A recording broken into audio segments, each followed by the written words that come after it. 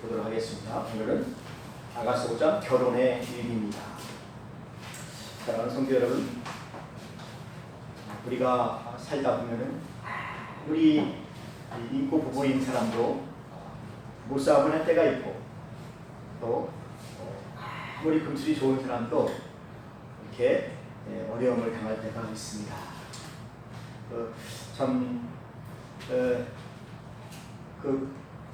서로 비둘기같이 잘 사는 사람들도 이런 밀당이 있어요. 서로 밀당을 통하여서 그들이 더욱더 사랑을 배워가는 것입니다. 사랑하는 성도 여러분, 오늘 술람이 여인과 이 솔로몬 이 사이에도 갈등이 생겼습니다. 오늘 말씀을 보게 되면은 신부가 잠을 자고 있는데 마음에 근심이 생겼는지 잠을 잘 이루지 못하고 있습니다. 2절에 보니까 잠을 자는 것 같습니다. 내가 잘지라도 마음이 깨어있다라고 하니까 이게 좀 어떻습니까? 어떤 때 이런 상태가 됩니까? 생각이 많고 고민이 많고 그러다 이렇게 잠들게 되면은 깊은 잠을 자지를 못합니다. 특히 지금 신랑이 없잖아요. 신랑이 나갔는데 밤늦게까지 이렇게 들어오지 않으니까 그것을 인해서 스트레스에 시달리고 그것을 인해서 걱정이 돼서 이렇게 잠을 이루지 못하는 것 같습니다. 그런 밤이 있지요. 잠 못 이루는 밤이 있잖아요. 그래서 이 밤에 늦게까지 이 여인이 신랑을 기다리는 것입니다. 지쳐서 이게 잠을 들게 되는 그런 상태인 것 같습니다. 그런데 밤 늦게 신랑이 오는 소리가 들렸습니다. 신랑이 왜 늦었는지는 잘 모르겠습니다. 5장 1절에 보니까 사랑하는 친구들이 많이 있으니까 친구들하고 먹고 마시고 친구들에게 이렇게 축하를 받다 보니까 늦을 수도 있었고, 또 6장에 보게 되면은 양떼를 먹이고 있거든요. 양떼를 많이 먹이게 되니까 저녁에 양떼를 돌보다가 보면은 어떻습니까? 잃어버린 양도 찾아야 되고, 병든 양도 고쳐줘야 되고, 또 양을 또 지켜야 되잖아요. 저녁에. 그러다 보니까 밤늦게까지 집에 돌아오지 못하는 경우가 있습니다. 그래서 밖에서 그 이슬을 다 맞았어요. 밤 이슬. 양떼를 지키다. 머리도 젖고 옷도 젖고, 이 팔레스타인에 있는 이 초원지대에는 이슬이 많이 내립니다. 여름에 이슬이 많이 내립니다. 그래서 이 머리가 다 젖었다는 것입니다. 그러니 밤이 얼마나 좋겠습니까? 옷도 다 젖고 머리도 다 젖어가지고 밤늦게 집에 돌아오게 되었는데 문이 잠겨 있는 거예요. 신부는 자고 있고 불은 꺼져 있고. 그래도 신랑은 그래도 기대를 했지 않겠습니까? 내가 이렇게 밤늦게까지 양떼를 치고 이렇게 피곤한 몸으로 집에 들어왔는데 아내가 나를 맞이해줄 줄 알았는데 아내가 피곤해서 잠을 자게 된 거예요. 그리고 불도 꺼져 있고. 그러니까 어떻게 합니까? 막 문을 열어달라고 깨우는 거죠. 자기야 나 왔어. 그래서 막 신랑 며느리를 깨우는 거죠. 그래서 문 좀 열어달라는 것입니다. 내가 이렇게 밤늦게 왔으니까 이제 샤워도 해야 되고 옷도 갈아입어야 되고 밥도 먹고 이렇게 쉬러 왔으니까 문을 열어달라는 것입니다. 그런데 문제가 생겼습니다. 이 술람이 여인이 너무너무나 피곤하다는 거예요. 밤늦게까지 기다리다가 이제 어떻게 됐습니까? 오늘은 신랑이 안 올 것 같다 생각을 하고 이제 혼자 자려고 옷도 잠옷으로 다 갈아입고 발로 다 씻고 목욕하고 잠자리에 누워 있습니다. 잠을 자는 거예요. 그런데 다시 일어나게 되면 어떻습니까? 일어나면은 다시 또 잠옷을 벗고 옷을 또 정장을 또 입어야 하잖아요. 신랑을 맞이하는 옷을 입고 또 머리 푸는 것도 다시 이렇게 매고 또 이렇게 좀 화장도 좀 칠하고 그렇게 신랑을 또 맞이해야 하지 않습니까? 그러니까 이게 귀찮잖아요. 그냥 누워서 그냥 편하게 자고 싶은데, 쉬고 싶은데. 사실 신랑의 여인도 뭐 집에 있었지만은 하루 종일 노는 것이 아니잖아요. 수고하고 애쓰고 아이도 키워야 되고 막 집에서 하는 일도 얼마나 많습니까? 가사 일들이 참 끝이 없잖아요. 하면 할수록 청소하고 빨래도 하고 또 노래해야 되고 또 개야 되고 많이 있잖아요. 또 신랑이 올 시간이 되면 또 어떻게 합니까? 막 밥도 해야 되잖아요. 애들도 데려다주고 데려와야 되고 밥도 해야 되고 자기도 너무너무나 피곤한데 좀 자고 싶은데 신랑이 너무나 깨운 것입니다. 그럼 신랑이 좀 늦게 오면 전화라도 하면 얼마나 좋아요? 근데 그 다음에 전화가 또 없잖아요. 전화를 할 수도 없잖아요. 근데 왜 늦었는지도 몰라요. 그러니까 이게 막 화가 치밀어가지고 막 터져버린 거죠. 화가 난 거죠. 화가 끝까지 난 거죠. 그러면서 머릿속으로 막 뭔가 이렇게 좀 상상을 하는 거죠. 우리 남편이 혹시 또 이렇게 또 밖에서 나쁜 짓을 하지 않는가, 술을 마시고 있지 않는가, 그런 오해들을 여자들이 많이 하잖아요. 또 다른 여자를 만나는 거 아닌가, 큰일 나죠. 그래서 이 여자가 화가 났다는 것입니다. 화가 났다는 거죠. 그래서 문을 두드리는 데에도 고의로 문을 안 열어주는 거예요. 이제 문 열어주기 싫다는 거죠. 그런데 신랑이 계속 문을 두드립니다. 뭐라고 하면서 문을 두드립니까? 나의 누이, 나의 사랑, 나의 기록기, 나의 완전한 자야. 보니까 나의 완전한 자라고 이렇게 또 이름을 부르죠. 여러분 결혼한 뒤에는 신부가 나의 완전한 자입니다. 나를 완전하게 하는 사람이라는 그런 의미가 있습니다. 그래서 하나님께서 아담을 보시기에 독차하는 것이 좋지 못했잖아요. 돕는 배필을 그 여자를 지어주셨지 않습니까? 그래서 여자는 나의 갈빗뼈예요. 갈빗뼈가 들어올 때 내가 완전한 사람이 되는 거예요. 근데 갈빗뼈가 없어요. 나를 돕는 그 아내가 없어요. 그러면 남편이 어떻게 됩니까?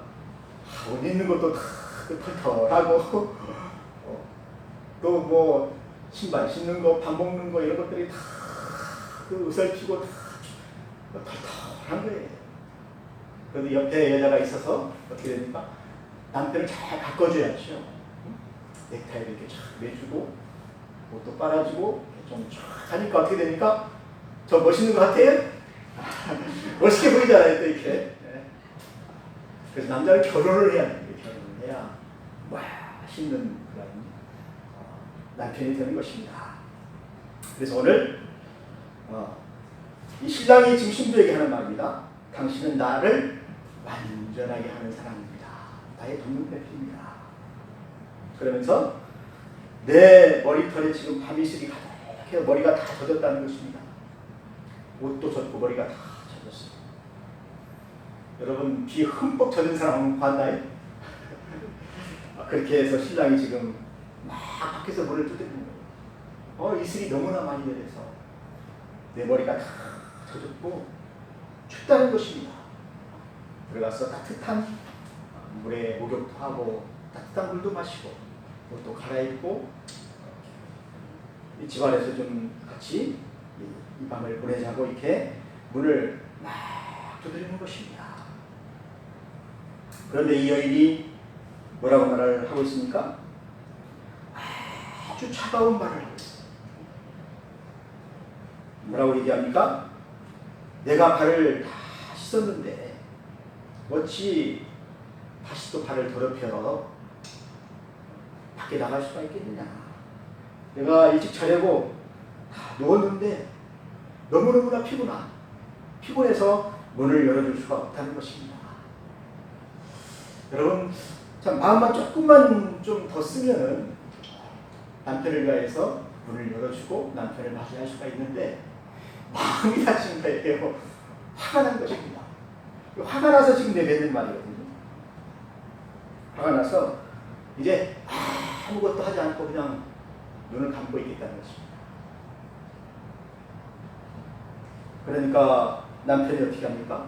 포기하지 아니하고 계속 그 아내한테 얘기를 하는 것입니다. 문을 좀 열어달라. 내 머리에 이슬이 가득하지 않느냐.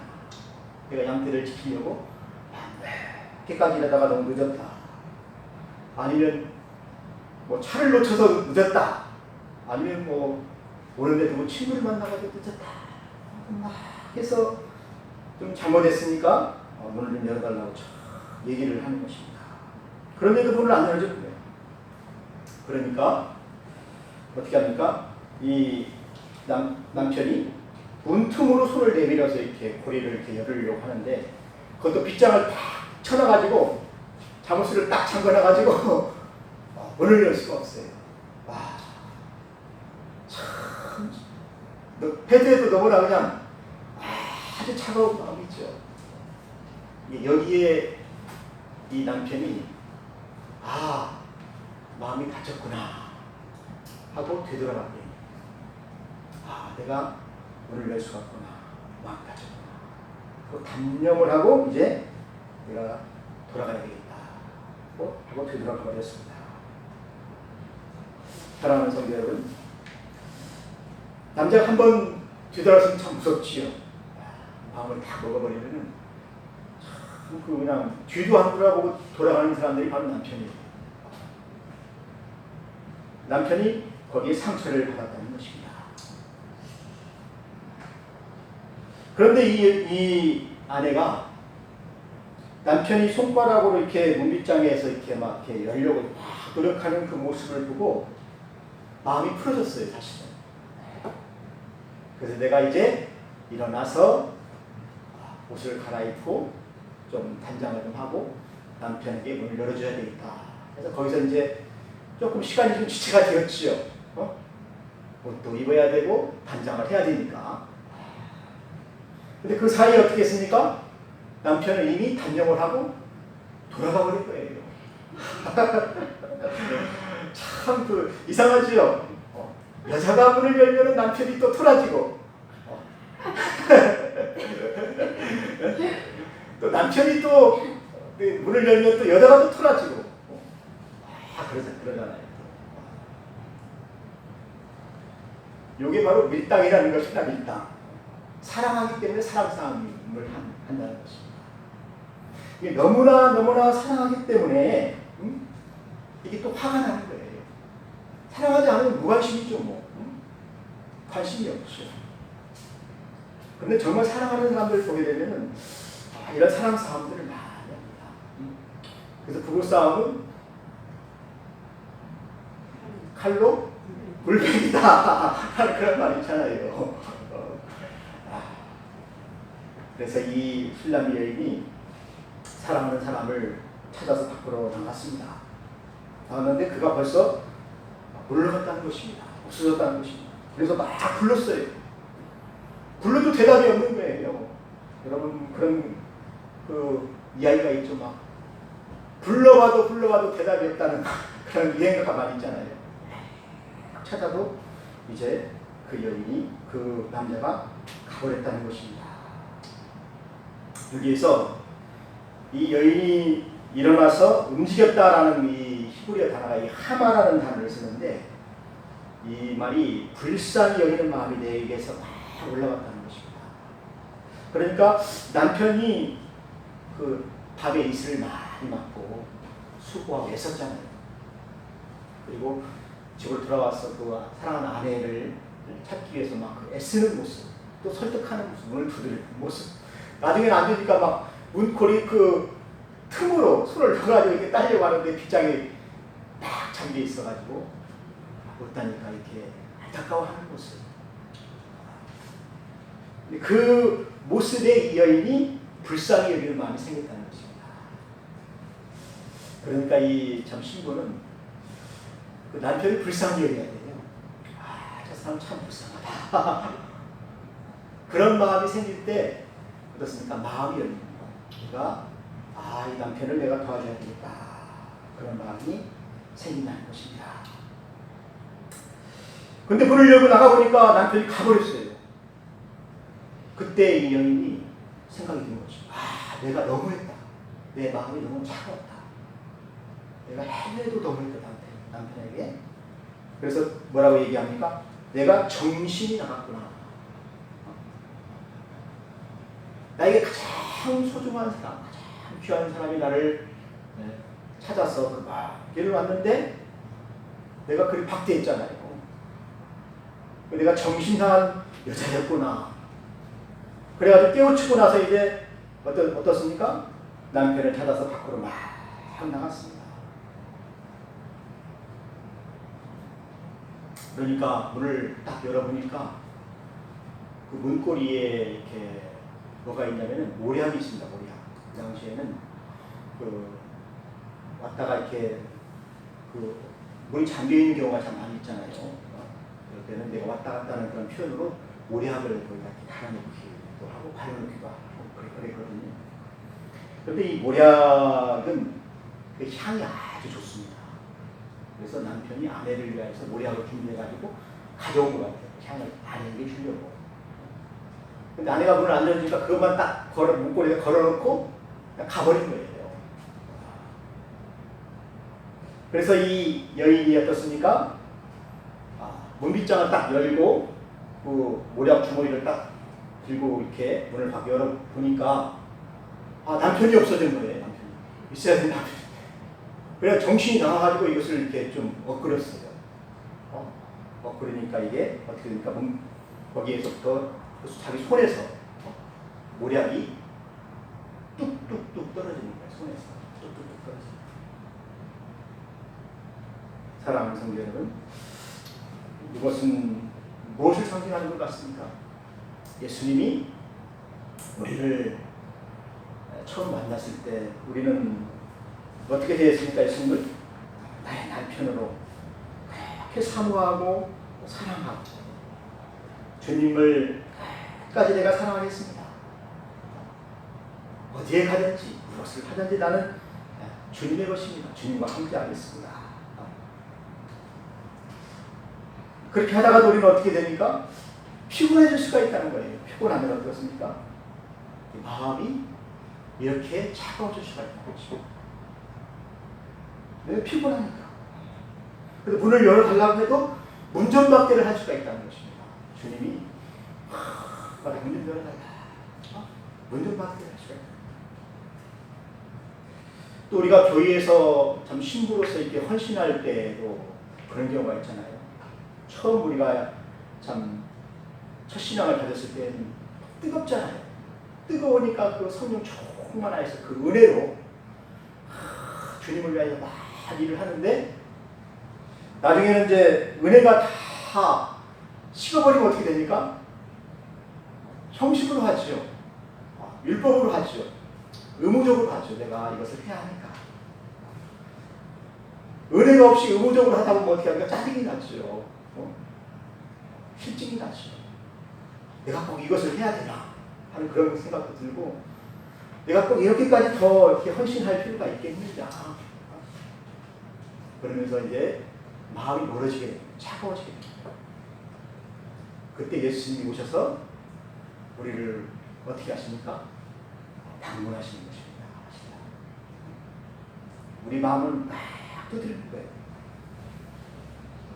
그런데 우리가 문을 안 열게 되면 예수님께서 거기다가 뭘 걸어놓습니까? 모략을 딱 문고리에 딱 걸어놓고. 근데 문을 열 때 그게 내 손에 딱 잡혔는데 이거 어떻게 하다가 이렇게 엎그려졌는 모략이 내 손에서 뚝뚝뚝 떨어지는 거예요. 여러분, 예수님이 십자가에서 못을 박히셨을 때 가시에 찔리셨잖아요. 못에 박히셨잖아요. 그때 이 손에서 피가 떨어져요. 그 모습하고 똑같습니다. 피가 손에서 뚝뚝뚝 떨어지는 그 모습이에요. 그 소리예요. 그러니까 이 여인이 그것을 보면서 어떻게 했습니까? 거기서 다시 또 은혜를 생각하는 거예요. 울면서 나의 신랑이 나를 위해서 이렇게 희생하고 헌신했지. 내가 그래서 주님을 죽기까지 따르면서 사랑한다고 했지. 그걸 생각을 하는 거예요. 그러면서 오열을 하면서 이제 막 찾아 나선 것입니다. 성 안으로 막 그 밤중에 찾아 나선 것입니다. 왜 찾습니까? 내가 참 잘못했다. 내가 너무 차가웠다. 내가 너무 율법적이었다. 판단하고 정죄했다. 그러면서 다시 은혜를 회복하니까 신랑이 정말 사랑스러워 보이고 자기가 잘못한 것만 생각이 나고 어떻습니까? 이제 내가 신랑에게 잘해줘야 되겠다. 그런 마음이 들게 된 것입니다. 그래서 밖에 나왔는데 왕을 찾을 수가 없어요. 왕은 이미 떠나버렸습니다. 여러분, 왕이 있으면은 왕이 모든 것을 다 자기에게 주잖아요. 포도원도 주고 좋은 옷도 입혀주고 또 자기를 보호해주잖아요. 왕이 가는 곳에 어떻습니까? 이 여자는 옆에만 있어도 같이 영광을 받게 되잖아요. 그런데 왕이 떠나게 되니까 어떻습니까? 이 여인이 가는 곳마다 매를 맞아요. 상처를 받아요.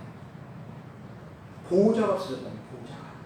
나를 보호하는 왕이 내 남편이었는데 남편이 떠나버렸기 때문에 여러분, 이 사탄은 말입니다. 누구를 무서워하냐면은 예수님을 무서워해요. 예수님의 이름을 무서워해요. 나를 무서워하는 게 아니에요. 우리는 양이잖아요. 그래서 사탄은 양을 삼키는 거거든요. 때리고 삼키고 죽이는 거거든요. 그런데 예수님 오게 되면 사탄은 도망가요. 무서우니까. 그런데 예수님이 떠나가 버렸으니까 이제 사탄이 와서 왕위를 어떻게 합니까? 내리는 것이죠. 그래서 이 여자가 그 밤중에 사랑하는 남자를 찾아서 헤매는데 어떻게 합니까? 성벽을 파수하는 자들이 그를 어떻게 합니까? 잡고 그 겉옷을 벗겨 가져갔다. 여기 겉옷이라고 했는데 이것은 시브리어로 이 얼굴을 이렇게 딱 가리는 겉옷 있잖아요. 여자들이. 밤이니까 뭐 이런 옷을 이렇게 입고 다닐 수가 없잖아요. 얼굴 이렇게 가리고 옛날 사극 같은 거 보면 얼굴 이렇게 가리고 이렇게 막 하는 거 그런 거 있잖아요. 겉옷이죠. 겉옷. 너울을 이렇게 딱 쓰는 것처럼 가리는 거 있잖아요. 그것을 어떻게 했습니까? 성벽을 파수하는 자들이 뺏어가 버렸다는 것입니다. 그것만 뺏어갔겠습니까? 뭐 여인이 가지고 있는 뭐 금품 같은 거 다 빼앗았겠죠. 그리고 성을 순찰하는 자들은 그가 잘못했다고. 왜 이 밤중에 돌아다니냐? 통임 시간에 왜 돌아다니냐? 혹시 나쁜 짓 하고 다니는 거 아니냐? 그래서 성을 순찰하는 사람들이 어떻게 했습니까? 이제 이 여인을 쳐서 상하게 하고 배를 때렸다는 것입니다. 왜 그랬습니까? 남편이 없으니까, 남편이 떠나버렸으니까 이렇게 함부로 대했다는 것입니다. 그래서 이 여인이 거기서 또 한번 깨닫게 되는 거예요. 내가 지금까지 산 것은 누구의 덕분이었다?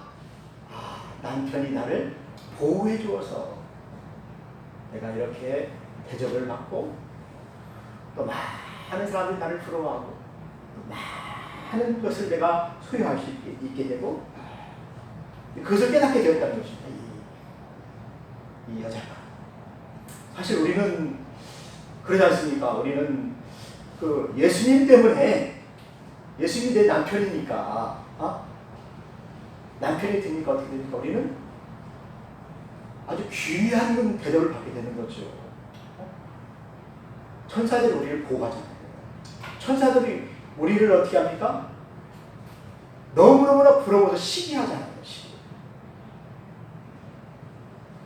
사랑하는 성도 여러분, 그래서 이 여인이 거기서 깊이 깨닫게 되어서 어떻게 했습니까? 이제는 내 남편을 내가 꼭 찾아야겠다.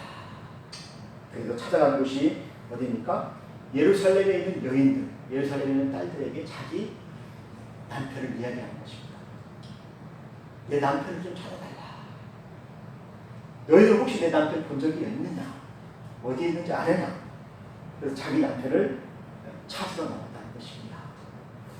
사랑하는 성도 여러분, 우리가 신앙생활 하다 보면 처음에 만났던 그 예수님, 그 내 남편, 그 남편을 우리가 그 중간에 보면 피곤해서 또 중간에 보면 어떻게 하다 보면 우리가 이 남편을 잊어버리는 경우가 참 많다는 것입니다. 율법으로 돌아가게 되고 자기 공로로 돌아가게 되고 그래서 교만하게 되고 그러다 보면 어떻게 됩니까? 남편을 잃어버리는 거예요. 그런데 남편이 다시 또 찾아옵니다. 문을 두드립니다. 그러면서 우리에게 예수님이 우리를 위하여 피 흘린 그 모략 주머니를 생각하게 하십니다. 고난받으신 생각하게 하십니다. 그것으로 인해서 이 여인이 어떻게 됐습니까? 다시 신앙을 펴고 있다는 것입니다. 그래서 이제 예수님 때문에 다시 또 병이 생겼어요. 내가 그를 사랑함으로 병이 들었다. 너무나 내 남편을 사모하고 사랑하고 내가 병이 들었다. 여러분, 우리가 처음 예수님 만났을 때는 어떻습니까? 막 뜨거워지죠. 예수님 정말 사랑합니다. 감사합니다. 고맙습니다. 헌신합니다. 찬양합니다. 그랬잖아요. 그런데 우리가 다시 또 성령 충만해서 이제 부흥이 되게 되면 어떻게 됩니까? 이런 신앙이 된다니까. 병이 난다니까 이제. 예수님 때문에 병이 나는 거예요. 병이. 내가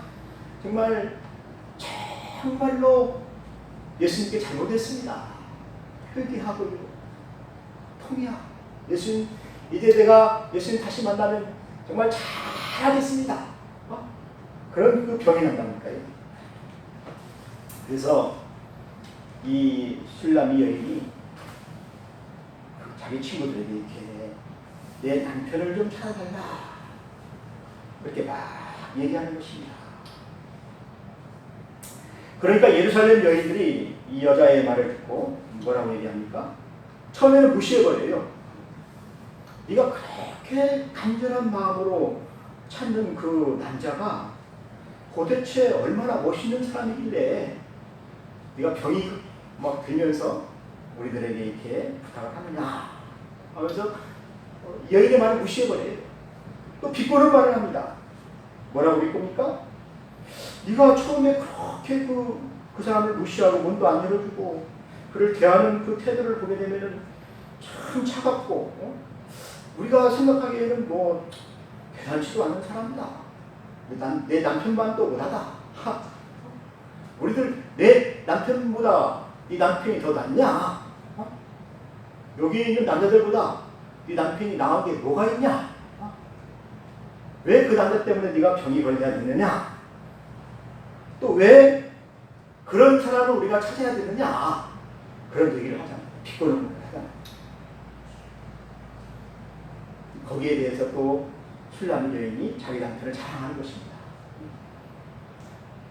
내 남편은 이렇게 참 멋있고 뛰어나고 아주 가장 내가 사랑하는 아니 모든 여자들이 사랑하고 찾고 싶어하는 그런 사람입니다.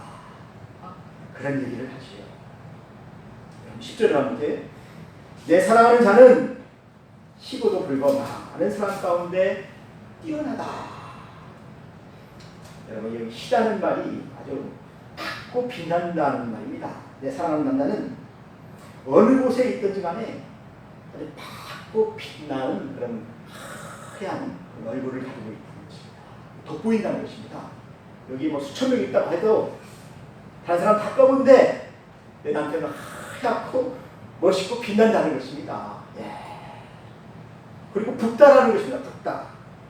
붓다라는 말은 무슨 뜻입니까? 얼굴이 붓다는 것은 아주 젊고 건강하다는 것이죠. 아주 그래서 모든 남자들보다도 뛰어난 남자입니다. 그래서 찾아야 됩니다. 그리고 11절에는 뭐라고 합니까? 머리는 순금이다. 얼마나 존귀합니까? 순금으로 머리를 쓰니 얼마나 귀한 것입니다. 그리고 그 머리털은 꼬불꼬불하고 또 까마귀같이 검다. 그만큼 생명력이 넘치고 활력이 넘치고 아주 멋있는 그 머리 스타일을 가지고 있다는 것입니다. 여러분, 이런 말을 들을 때 여인들 어떻게 하겠습니까? 그래, 네 남편 너무 멋있으니까 자제하지. 네가 병이 걸릴만 하겠구나. 네 마음이 많이 아프겠구나. 그런 생각을 하지 않겠습니까? 여러분 12절에 한번 보세요. 12절에는 뭐라고 합니까? 내 눈은 시냇가의 비둘기 같은데 우유로 씻은 듯하고 아름답게도 바뀌었구나. 여러분 시냇가에 흐르는 그 시냇물처럼 그 맑은 그 물이 어디가 있습니까? 깨끗한 물이 어디가 있습니까? 거기에 있는 비둘기 같다는 것입니다. 이분은 아주 깨끗하게 흐르는 시냇물의 비둘기처럼 그런 아주 너무너무나 깨끗한 사람이다. 그리고 그의 눈은 어떻습니까? 눈은 우유로 씻은 듯한 눈처럼 아주 청초한 분이고 평화로운 분이고 온유하고 자비로운 눈을 떴습니다. 여러분, 아이들이 그 어머니의 젖을 먹을 때 어머니가 아이의 눈을 보잖아요. 그 눈이 어떤 눈입니까? 초롱초롱하죠. 해맑죠. 아주 밝죠. 우유를 씻은 듯이 아주 맑은 눈이 딱 박혀있는 것처럼 그렇게 멋있는 신랑이라는 것입니다. 그러니까 찾아야지요. 찾아야지. 그의 뺨은 어떻습니까? 뺨은 향기로운 꽃밭 같다. 그리고 향기로운 풀 언덕과도 같다. 그리고 그의 입은 어떻습니까? 백합화 같고 모략의 줄이 뚝뚝 떨어지는 그런 그 향기가 난다는 것입니다. 그래서 얼굴과 입과 모든 것에서 나오는 그것들이 아주 향기롭다는 것입니다. 너무나 아름답고 달콤한 말들이 그 입에서부터 나온다는 것입니다. 여러분, 말이 아름다운 사람은 전체가 아름답다고 하잖아요. 아름다운 말들이 신랑에게서 나온다. 사실 그 예수님의 말씀은 참 아름답잖아요. 또 예수님의 말씀을